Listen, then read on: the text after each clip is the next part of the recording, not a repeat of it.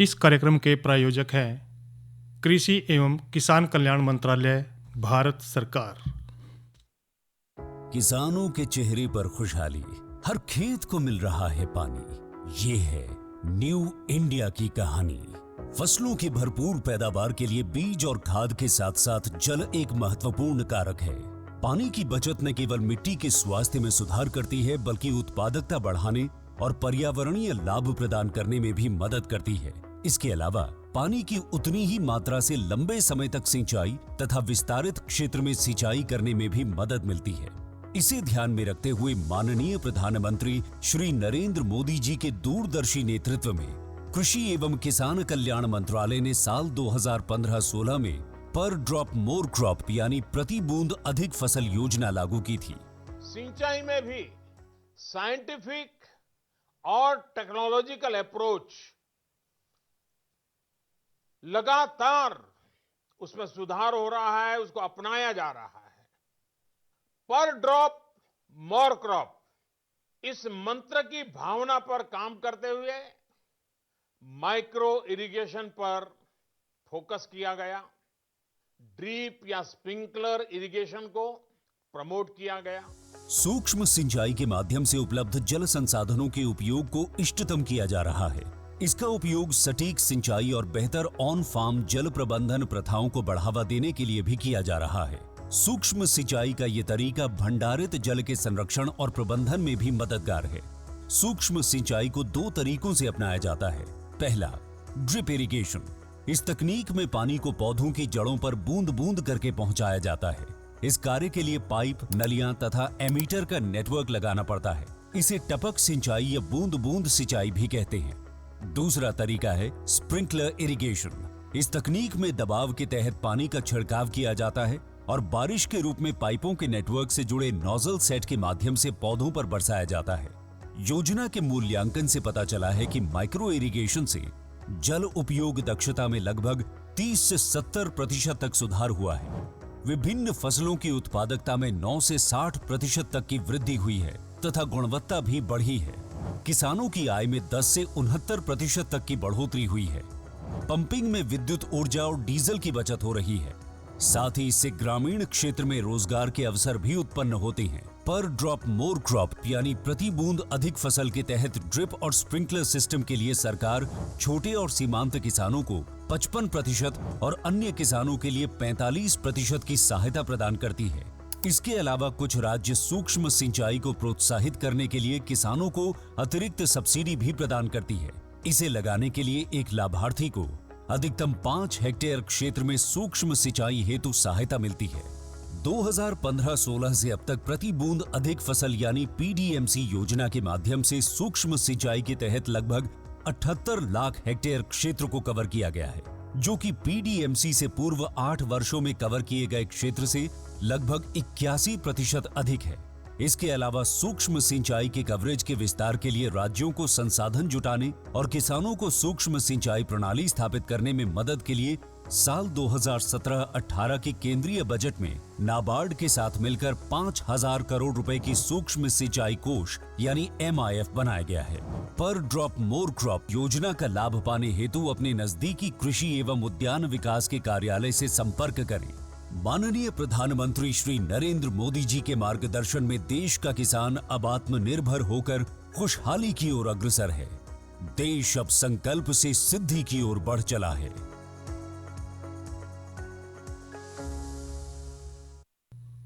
कार्यक्रम किसान वाणी सुननिए सब बाण भैया नायर रिसाले भाई की ओर तय राम राम।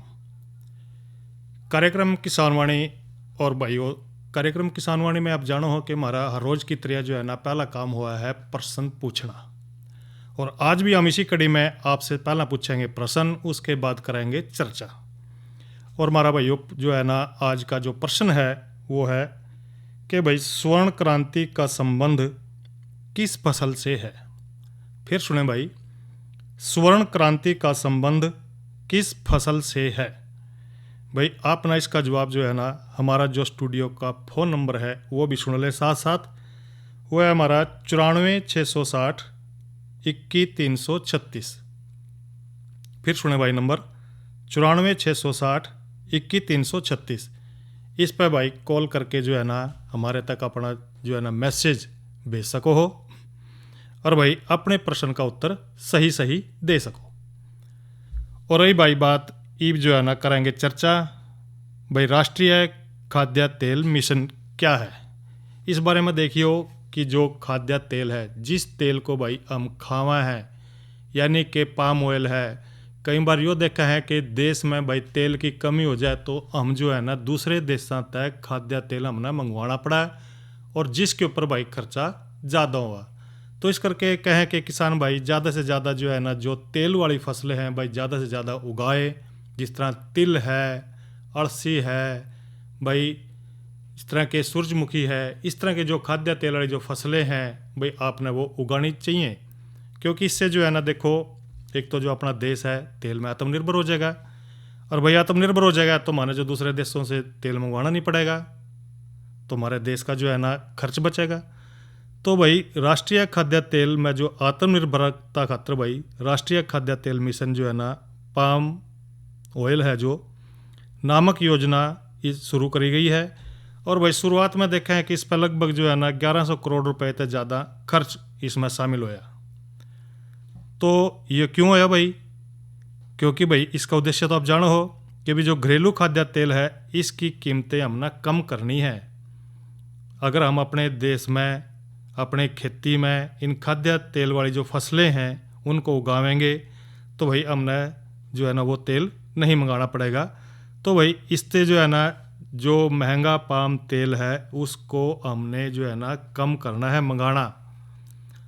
तो भाई अगर हम इसको कम कराएंगे तो इससे जो है ना राष्ट्र का हित होगा।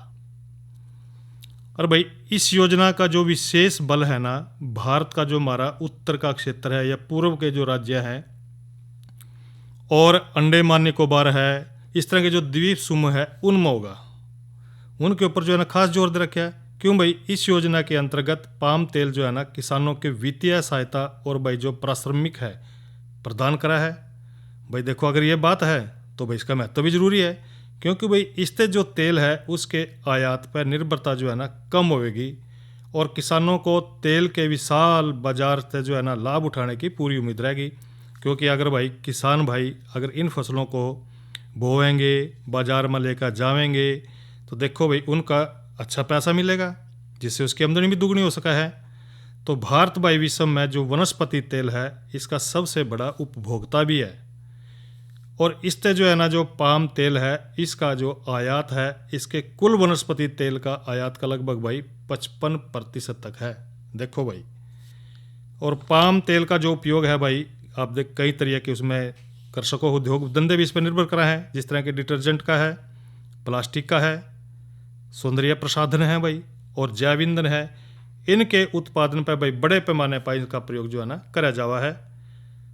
और भाई जो योजना है या 18 अगस्त 2021 को भाई जो पाम ऑयल मिशन है इस योजना को मंजूरी दी गई थी। देखो भाई राष्ट्रीय जो खाद्य तेल है इसको हमने अपने देश के अंदर ही ज़्यादा से ज़्यादा जो है ना अपने इसको पैदा करना है फसलों को, तो इससे आपका फ़ायदा रहेगा। और भी जब बाज़ार में लेके जाएंगे अच्छे भाव मिलेंगे, आपकी आमदनी ज़्यादा बढ़ेगी। तो इस करके भाई हम भी यही सलाह दें हैं किसान भाइयों को कि भी ज़्यादा से ज़्यादा जो हमारी तेल वाली फसलें हैं, तिलहनी फसलें हैं, उनका उपयोग आपने क्या करना है कि भाई खेती में उसको लेके आना है और ताकि भाई देश की जो है ना तरक्की उस तय हो सके। और भाई रही मौसम की बात, क्योंकि भाई देखो मौसम तो जो है ना काफ़ी देखने में तो यो अंदर है कि भाई बारिश का मौसम चल रहा है और भाई बारिश के मौसम सारे जाना है कि भाई कई जगह तो बाढ़ भी आ रही है, अब तक पानी भी नहीं उतरा। तो भाई इस करके जो है ना के मौसम कह रहा है इस बारे में सुनते हैं। किसान भाइयों राम राम।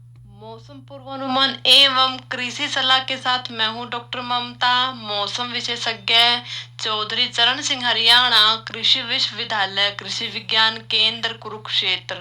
किसान भाइयों, जिले का आज का अधिकतम तापमान 33.2 डिग्री सेल्सियस रहा, न्यूनतम तापमान 27.1 डिग्री सेल्सियस रहा। नमी की बात करें तो सुबह और शाम की सापेक्ष आर्द्रता 95 और 85% रही।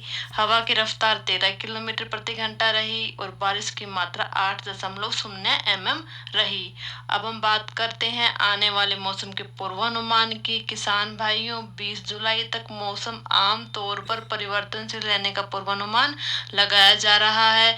इस दौरान तापमान में कोई बदलाव न होने और वातावरण में नमी की मात्रा अधिक रहने का पूर्वानुमान लगाया जा रहा है। साथ ही किसान भाइयों, इस दौरान अधिकतर स्थानों पर आंशिक बादलवाई रहने के साथ हल्की से मध्यम बारिश होने का पूर्वानुमान भी अधिकतर स्थानों पर लगाया जा रहा है।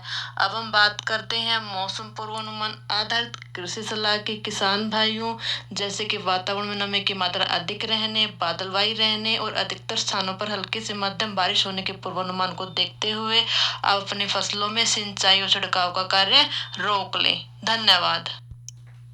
तो भाइयों, ये तो सुने आपने मौसम की जानकारी। और अब जो है ना, कल कार्यक्रम क्या रहेगा आप बता दें आपको कि दिन। आप जानो हो कि कल है मंगलवार और इस दिन लेकर हम कार्यक्रम फोन इन। और फोन इन में जो है ना, हम कल जो है हमारा विषय रहेगा वो रहेगा भाई, बरसात के मौसम में नए पौधे लगाते समय जो सावधानी बरतेंगे वो कौन सी आपने बरतनी है। और विशेषज्ञ रहेंगे डॉक्टर रमेश वर्मा, कृषि विज्ञान केंद्र कैथल से। और इसके साथ साथ भाई दूसरी चर्चा प्राकृतिक खेती के बारे में भाई, और या मोटे अनाज के बारे में, वो भी देखो लगे हाथ हम कर दे रहे हैं आपके साथ साझा। और इब जो है ना देखो भाई कर रहे होंगे इंतजार अपने मनोरंजन का। तो पहला सुनेंगे भाइयों ये लोकगीत और इसके साथ साथ करेंगे अगली चर्चा।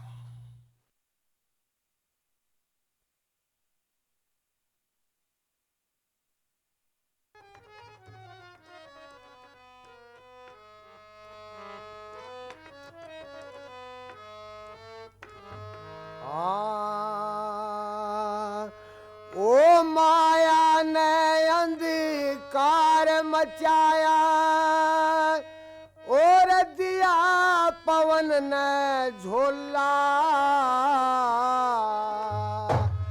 अपना पाया दरयाना लग्या भूल का टोला।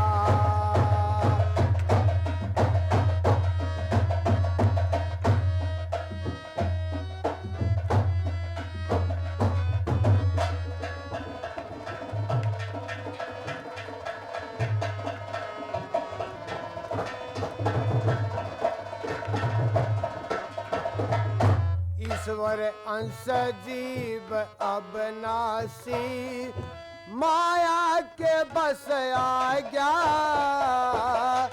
विषयकरण में फंसे सदा शिव, जीव कहावण लाग गया, 1,84 के चक्कर में टक्कर खावण लाग गया, घर में आगी नार कलछणी, दुख पाया घबरा गया रे, घर में आगी नार कलछणी, दुख पाया घबरा गया, दीन बंधु से भी दीन होया, घर मिला न खाट खटोला, अपना अपा याद रया नाम।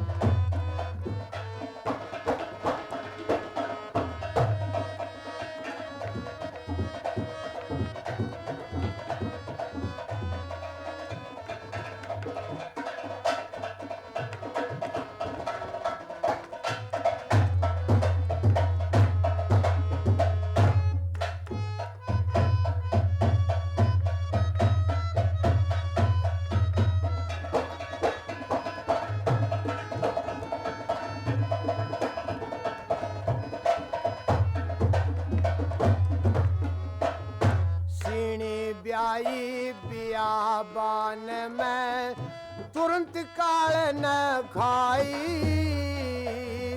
सीणी मरगी करगी थी उस बच्चे पकड़ाई, लेकर रोड गडरिया गया, दिल में दया समाई, सिंह का बच्चा पाल लिया बक री की दूधी प्याई, सिंह का बच्चा पाल लिया, बकरी की दूधी प्याई। चरण लग्या बकरी भेड़ा में बना शेर तै गोला, अपना अपा याद रया ना, लग्या भूल का ढोला।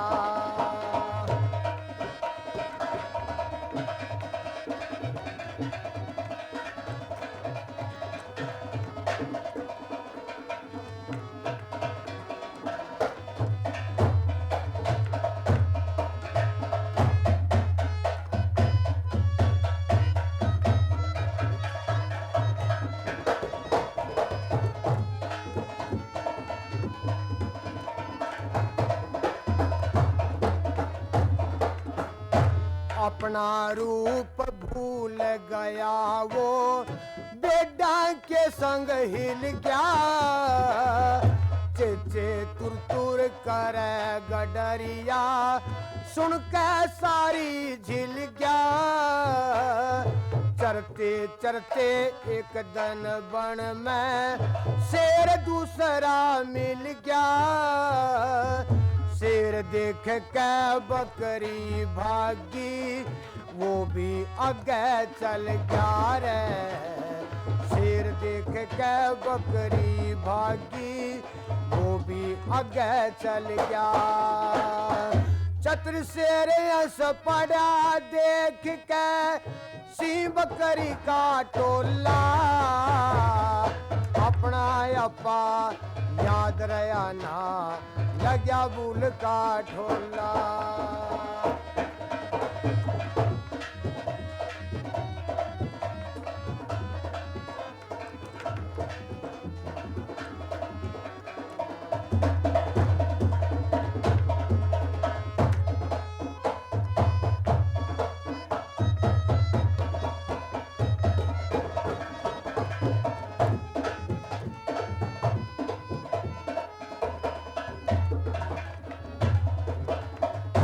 चातर कहन लग्या मूर्ख तै, तू किस कारण भाग्या, मूर्ख बोल्या मैं बकरा, तू शेर मन डर लाग्या।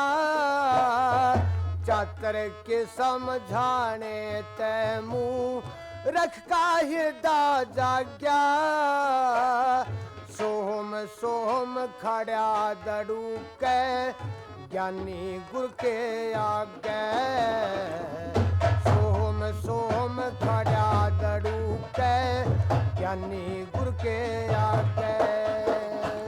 साधु राम भय बंधन काटे, मारा ज्ञान बसोला,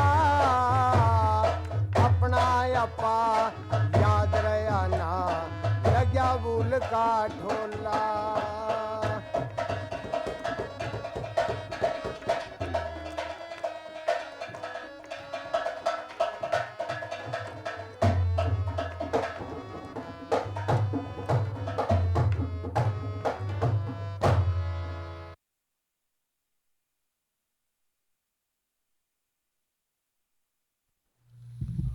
और भाइयों ये तो सुना आपने लोकगीत, और अब जो है ना हम एक और चर्चा कर रहे हैं आपके साथ साझा, वो है भाई नई फसल नई उमंग में कि जो गन्ना फसल है भाई उसकी देखभाल किस तरह करनी है आपने, क्योंकि किसान भाई जान है जिन भाइयों ने गन्ने लगा रखे अपने खेत में उसकी देखभाल करना भी बड़ा ज़रूरी है। अगर हम कहें भाई जब फसल की देखभाल ना करेंगे तो उसमें तो लिकड़ेगा कि उसने तो भाई गन्ना है ये तो उसने चूहे भी खा जाएंगे, उसने कीड़ियाँ भी खा जाएंगी, उसने डिमक भी लाग जाएगी। तो अगर हम जो है ना इन छोटी छोटी बातों का ध्यान नहीं करेंगे तो हमारी जो गन्ने की फसल है भाई उसका कोई खास महत्व नहीं रहेगा फिर। तो इस करके भाइयों देखो, जो भी जिन भाइयों ने गन्ने की फसल ला रखी है तो आप यो भी जाना है कि भी जो गन्ना जो है ना एक नकदी फसल है। जिस तरह भाई आप लेके जाओगे मिल में तो उसके कई ग्राम भाई नकद पैसे भी आ जाएंगे, या भी ठहर का 5-7 दिन में भी आ सके हैं। तो इसमें जो है ना कई डाल की देखभाल करना बड़ा ज़रूरी है, क्योंकि भी अगर हम थोड़ी सी बात करें तो जिस तरह के जो गन्ने की फसल है उसमें कई बार यो देखने में आया कि खरपतवार बहुत ज़्यादा हो जाए।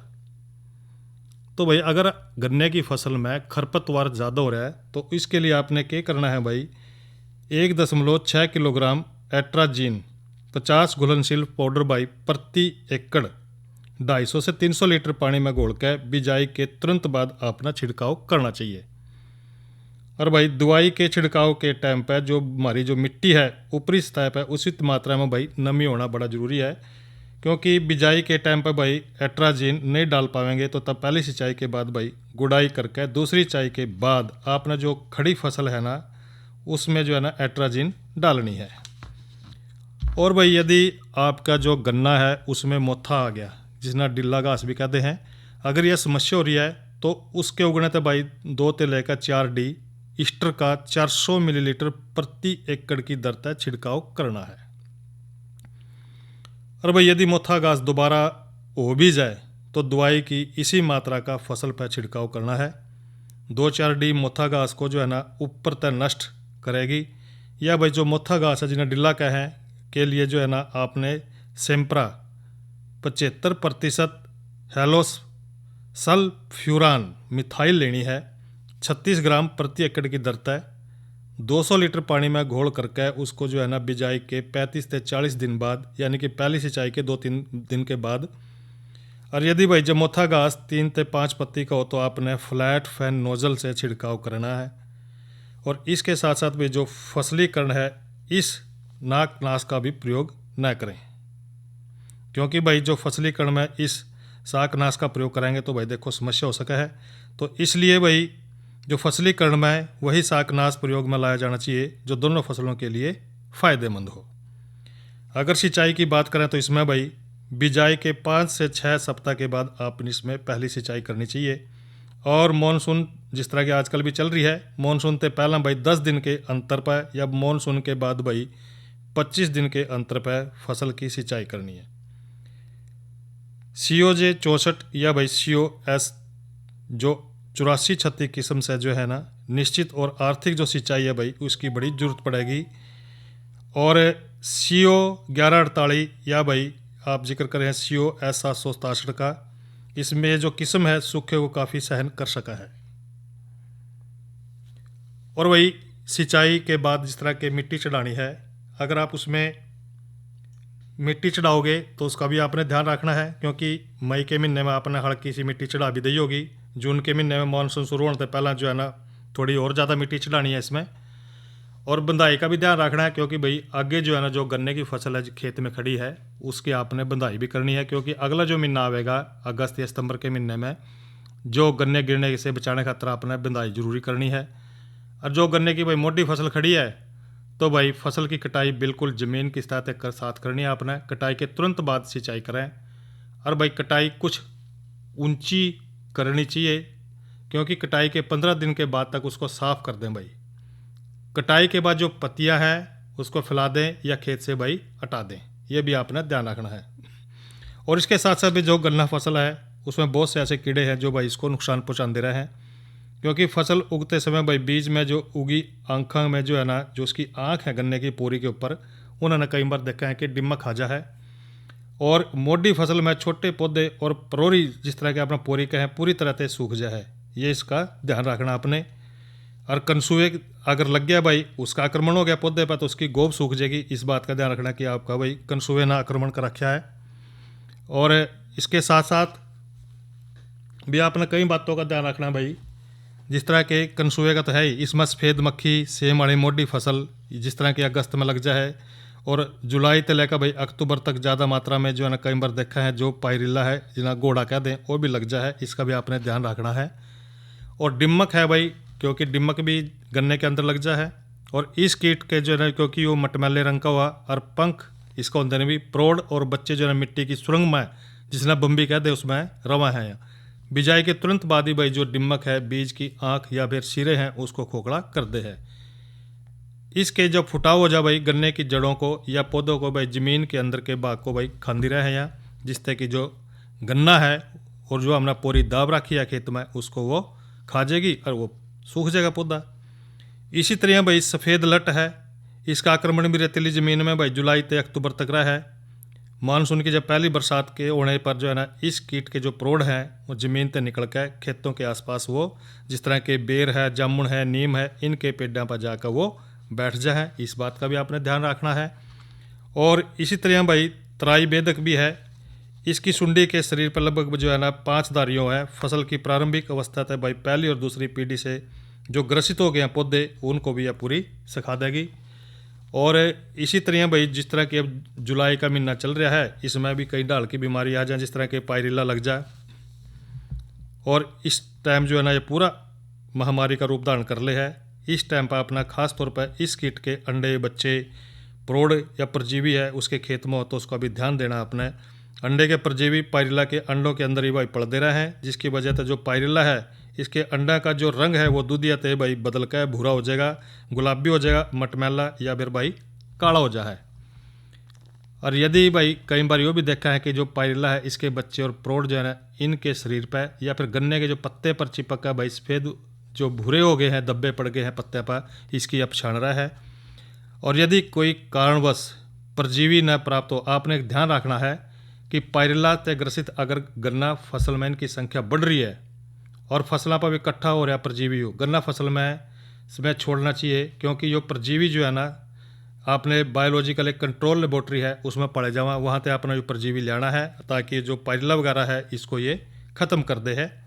इसका भी और एक बात और है, इसमें गुरदासपुर बेधक भी ये बीमारी आ जाए जो जुलाई से लेकर सितंबर तक जो है ना हर सप्ताह इस कीट से जो पौधे जिनमें आयु आ गया है उसकी 3-4 पोरियां तक या भाई चोटी के भाग को काट का अपना ख़त्म करना है। इसी तरह भाई देखा है जो जड़ बेधक यो भी आ जा है। इससे जो फसल जिसमें लाग गया है तो भाई सिंचाई करें और टाइम पर भाई अगस्त में आपने क्या करना है 8 किलो क्विनल फास लेकर 5 जी प्रति एकड़ तक भाई खुड्डों के साथ साथ आपने वो डालनी है। तो ये देखो भाई ये तो जानकारी थी गन्ने की फसल के देखभाल के बारे में। और अब थोड़ी सी एक जानकारी और दे दें भाई, क्योंकि अब सारे जाना है कि जो वर्ष 2023 है भाई बाजरे खातर पूरे का पूरा जो है ना ये लगा रखा है वर्ष।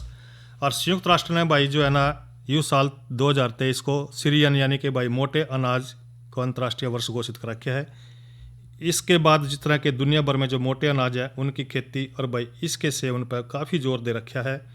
और बाजरे के जो भाई पोषक तत्व है ना बहुत ज़रूरी हैं वो शरीर के लिए, क्योंकि भाई इसमें आप देखोगे भी मोटा अनाज कौन सा है, जिस तरह के ज्वार की बात करो, बाजरे की बात है, रागी की है, या छोटे है जिस तरह कंगनी है, कोदी है, चीना है, सावा है या कुटकी है। इस तरह भाई दोनों तरह के अनाज ये शामिल कर रखे हैं इसमें। और इसमें जो है ना दुनिया भर के मोटे अनाजों का जो है ना भाई ये उत्पादक है और सारे विश्व में भी जो है ना इसका पूरा योगदान मिल रहा है। तो इस करके भाई जो बाजरा है वो आपने ज़रूर खाना चाहिए। और इसके साथ साथ भाई एक जानकारी और साझा कर लें किसान भाइयों के साथ, सलाह है भाई कृषि सलाह। जिस तरह के भाई मौसम आवा है बारिश का उसमें आपने ध्यान रखना है, किसानों को सलाह दी जावा है कि भाई वो सारी तरह की जो सब्जियां हैं, मक्का है या फसल की नर्सरी में जो है ना जो जल खड़ा है उसका प्रबंध करना है भाई, आपने उसको निकालना है, जल निकासी की उचित बड़ी व्यवस्था करनी है। मौसम को ध्यान रखते हुए भाई अपनी जो फसल है, सब्जी है, उनमें स्प्रे करना है। और भाई 20-25 दिन पुरानी जो धान की रुपाई है उसको ध्यान में देना है। और यह भी सलाह दी जा है कि भाई जो ज़्यादा जहाँ पर पानी खड़ा है उसको निकाल देना चाहिए, क्योंकि भाई अगर ज़्यादा खड़ा है तो भाई वो जड़ें हैं उसकी गल जाएंगी पौधे की। तो मौसम को ही ध्यान में रखते हुए भाई किसानों को यह भी सलाह दी जाए कि अपनी धान की जो फसल है उसमें खाद का काम जो है ना जल्दी पूरा कर लें, क्योंकि भाई अब जो है ना जुलाई के मध्य से जो है ना तेज़ बारिश होने की कई बार देखा की संभावना भी बढ़ रही है, बताने भी लग रहे हैं। तो भाई किसान भाइयों को यह भी बात बताई जाए कि भाई जो 30-35 दिन होगी और जिनकी फसल धान की लगी हुई ना, अपनी फसल में गोब की सुंडी की जरूर निगरानी रखें और पशुओं को भाई छाया और सूखी जगह पर रखें। तो यह आपने ध्यान देना है। और किसान कॉल सेंटर का नंबर भाई रहा है 1551। और ईब जो है ना जिन भाइयों का हमारे द्वारा भाई कोई जवाब आया है उसने भेजा है सतपाल पंजेटा छप्पर से, सही भेजा है, बागवानी और शहद इसका सही जवाब है। भाई जवाब भेजने के लिए आपका बहुत बहुत धन्यवाद। इस कार्यक्रम के प्रायोजक थे कृषि एवं किसान कल्याण मंत्रालय, भारत सरकार। और इसी के साथ ही कार्यक्रम किसान वाणी यहीं पर संपन्न होता है। साले भाई ना दो इजाजत। अच्छा भाइयों, राम राम।